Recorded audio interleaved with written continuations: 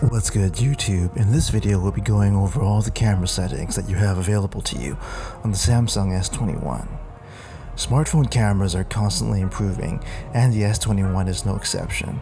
It has some of the latest camera technology that Samsung has developed, and much to Samsung's playbook, it offers you a lot of features that you can customize and use to your liking. If you like this kind of content, leave a message down below. Don't forget to subscribe, and thanks for watching. So when you open up the camera app, what you'll notice at the bottom of the screen is, of course, the 4 different options that you have available to you on default. Single take is, of course, Samsung's way of letting you take 10-second short videos that will hopefully allow you to capture the moment better, as you can move the camera around to capture the same subject at different angles. Photo is where the bulk of the still captures are going to take place, and we'll get into some of the options a bit later. Video is, of course, where you take live video from your Galaxy device, and more is where you have the options of adding several other capture modes to your camera app. So we'll start out on the settings tutorial by going into the photo section of your camera app. In the photo section, you notice the controls for shutter at the bottom, with your access to gallery on the left, and changing from the selfie to front-facing camera on the right of your shutter, much like other smartphones. Right above that, you'll find the settings for your zoom, where you can go from 0.5 zoom, 1.0 zoom to 3 times zoom. You'll notice that if you hold down on any of the zoom buttons, you can actually use the slider to get all the way up to 30 times zoom. You'll notice here that quality degrades substantially, as the S21 doesn't have a telephoto camera. To the right of the zoom buttons, you'll find the Zoom Scene Optimizer feature. Scene Optimizer is, of course, Samsung's feature of automatically detecting what's inside your image capture and adjusting photo settings like exposure, contrast, and white balance to get the best photo. At the top of the photo screen, you'll find some other features. At the very right, you'll find your filters button, where you can adjust what kind of filters you would like to apply to your photos. Next, you can turn on motion photo on or off. Motion photo, of course, captures a few captures before and after your shot, so you can get the best shot possible. This is especially useful if you're taking pictures of people. Next, aspect ratio. Here you can adjust the aspect ratio of your photos, and next to that, timer and flash and your camera settings, which we'll go into in another video.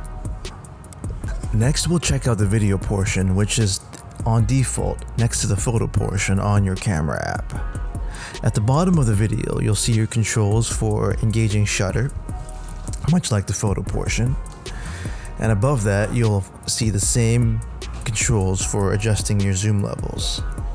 At the top right of the video screen, you'll see the button to adjust what kind of filters you would like to apply to your video. And next to that, you can adjust your video size. Here you can go from 8K 24 frames per second, UHD 60 frames per second, UHD 30 frames, Full HD Auto, Full HD 30 or 60, and of course HD 30.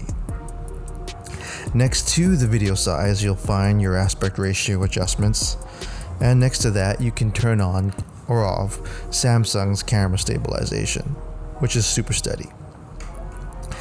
Next to super steady, you can adjust the flash to be on or off, and next to that you can adjust the video settings. And that encompasses all the settings you have on the video portion. Very lastly here, we'll go into some of the settings on the More section of your camera app. More allows you to access several other capture modes that are actually quite in-depth and deserve videos of their own, but here we'll go over them briefly. Air Doodle allows you to draw doodles onto your image capture.